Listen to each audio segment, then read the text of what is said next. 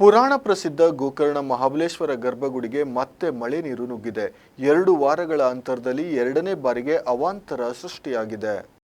ದಕ್ಷಿಣ ಕಾಶಿ ಎಂದೇ ಖ್ಯಾತಿ ಪಡೆದಿರುವ ಜಗತ್ತಿನ ಮೂಲೆ ಮೂಲೆಗಳಿಂದ ಪ್ರವಾಸಿಗರನ್ನ ಸೆಳೆಯುವ ಗೋಕರ್ಣದ ಮಹಾಬಲೇಶ್ವರನ ಸನ್ನಿಧಿಯಲ್ಲಿ ಮಳೆ ಬಂದರೆ ಸಾಕು ಅವ್ಯವಸ್ಥೆಯ ದರ್ಶನವಾಗುತ್ತದೆ. ಕೇವಲ 2 ವಾರಗಳ ಅಂತರದಲ್ಲಿ ಎರಡನೇ ಬಾರಿಗೆ ದೇವಸ್ಥಾನದ ಗರ್ಭಗುಡಿಗೆ ಮಳೆ ನೀರು ನುಗ್ಗಿದ್ದು ಭಕ್ತರು ಆಡಳಿತ ವ್ಯವಸ್ಥೆಯ ವಿರುದ್ಧ ತೀವ್ರ ಆಕ್ರೋಶ ವ್ಯಕ್ತಪಡಿಸುತ್ತಿದ್ದಾರೆ.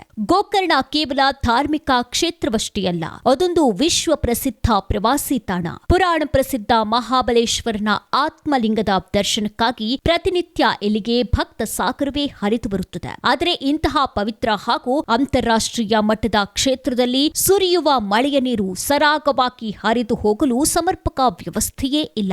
ಭಾನುವಾರ ಸುರಿದ ಭಾರೀ ಮಳೆಗೆ ಇಡೀ ಗೋಕರ್ಣದ ಬೀದಿಗಳು ಅಕ್ಷರಶಃ ಹಳ್ಳದಂತಾಗಿದ್ದುವು. ಇದಕ್ಕಿಂತ ದುರಂತವೆಂದರೆ ಸಾಕ್ಷಾತ್ ಮಹಾಬಲೇಶ್ವರನ ಗರ್ಭಗುಡಿಗೂ ಮಳೆ ನೀರು ನುಗ್ಗಿತ್ತು. ಇದರಿಂದಾಗಿ ದೇವಾಲಯಕ್ಕೆ ಆಗಮಿಸಿದ್ದ ಭಕ್ತರು ಆತ್ಮಲಿಂಗ ಸ್ಪರ್ಶ ದರ್ಶನ ಮಾಡಲು ತೀವ್ರ ಪರದಾಡುವಂತಾಯಿತು. ದೇವಸ್ಥಾನದ ಗರ್ಭಗುಡಿಯ ಸೋಮಸೂತ್ರದ ನೀರು ಸಂಗಮದ ಮೂಲಕ ಸರಾಗವಾಗಿ ಕಡಲು ಸೇರಬೇಕು. ಆದರೆ ಸಮುದ್ರ ಸೇರುವ ಜಾಗದಲ್ಲಿ ಮರಳಿನ ದಿಬ್ಬಗಳು ನಿರ್ಮಾಣವಾಗಿರುವುದರಿಂದ ನೀರು ಮುಂದಕ್ಕೆ ಹೋಗದೆ ಹಿಂದಕ್ಕೆ ಒದ್ದು ಪದೇ ಪದೇ ಗರ್ಭಗುಡಿಗೆ ನುಗ್ಗುತ್ತಿದೆ. ವಿಶ್ವ ಭೂಪಟದಲ್ಲಿಯೇ ಗುರುತಿಸಿಕೊಂಡಿರುವ ಗೋಕರ್ಣದಂತಹ ಪವಿತ್ರ ಕ್ಷೇತ್ರದಲ್ಲಿ ಮಳೆ ಬಂದಾಗಲೆಲ್ಲ ಇದೇ ಸಮಸ್ಯೆ ಮರುಕಳಿಸುತ್ತಿರುವುದು ನಿಜಕ್ಕೂ ವಿಪರ್ಯಾಸ.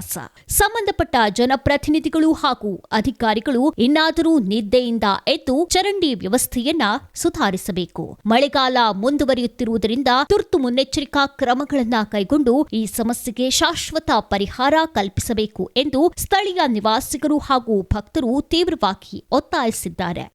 ವಿಸ್ಮಯ ನ್ಯೂಸ್, ಗೋಕರ್ಣ.